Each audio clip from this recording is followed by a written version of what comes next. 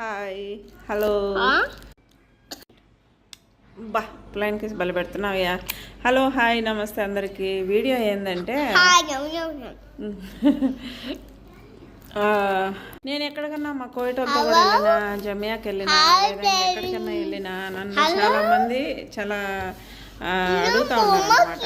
ఎందుకంటే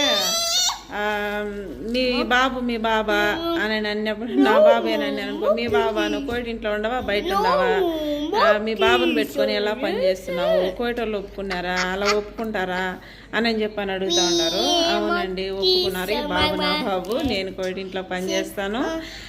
నేను వచ్చి ఈ కోయిటింట్లోకి సుమారు 22 సంవత్సరాలు అయిపోయింది. కంప్లైంట్ కూడా 23.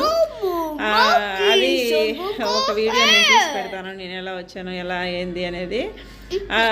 కానీ బాబు గురించి అడిగే ఏంటంటే కోయిటింట్లో పెట్టుకొని ఎలా చేస్తున్నావు అని చెప్పి అడుగుతున్నారు కదా. మా కోయిటోళ్ళు మా బాబుని చాలా వాళ్ళు కనీసం నేను వీడికి పని మనిషిని అంతే, అమ్మను కాదు. నేనేమన్నా కోపకిచ్చుకునేదానికి ఉండదు, ఒక దెబ్బ కొట్టేదానికి ఉండదు. చాలా ప్యాంపర్ చేస్తారు, చాలా గార్వం చేస్తారు. ఎంత ఇదిగా కనీసం బట్టలు మనం మాల్యాలోను ఇంకెక్కడన్నా తీసుకొని వచ్చి వేసేటి అట్లాంటి గొడక ఉండవు. కోయటోళ్ళు బట్టలే వేయాలి, వాళ్ళ మాదిరిగా నీట్గా పెట్టాలి, వాళ్ళ మాదిరిగానే కేరీగా ఎలా చూసుకుంటాం కోయటోళ్ళు బేబీని అలాగేనే చూసుకోవాలన్నమాట. అంత జాగ్రత్తగా చూసుకోవాలా. బాబు ప్రెగ్నెంట్గా ఉన్నప్పటి నుంచి డెలివరీ అయ్యి ఇప్పటి వరకు ఒక పుట్టింటోళ్ళు ఒక ఆడబిడ్డకి ఎలా నిలబడి బాధ్యతగా తీసుకుంటారు అంతకంటే ఎక్కువ అనమాట మా మేడం నన్ను చూసుకోవడంలో. మా మేడంది నాది ఏ జన్మ రుణానుబంధమో తెలియదు కానీ ఈ జన్మలో మేమిద్దరం ఇలా కలిసామన్నమాట. పిల్లోళ్ళు అంటాను కదా. మా మేడంకు ఫస్ట్ పెళ్ళయి ఒక పాప పుట్టినప్పుడు నేను వచ్చాను. ఇప్పుడు లాస్ట్ బాబుకి 16 సంవత్సరాలు. ఇంకెన్ని సంవత్సరాలు నేను ఇంట్లో ఉన్నానో మీరే చెప్పాలి.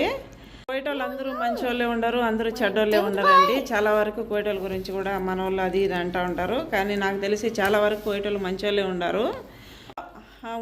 కష్టాలు పడే వాళ్ళు ఉన్నారు, కొట్టే వాళ్ళు ఉన్నారు, తిట్టే వాళ్ళు ఉన్నారు, కానీ రేరు. ఇప్పుడు వాళ్ళు కూడా చాలా వరకు మారిపోయినారు.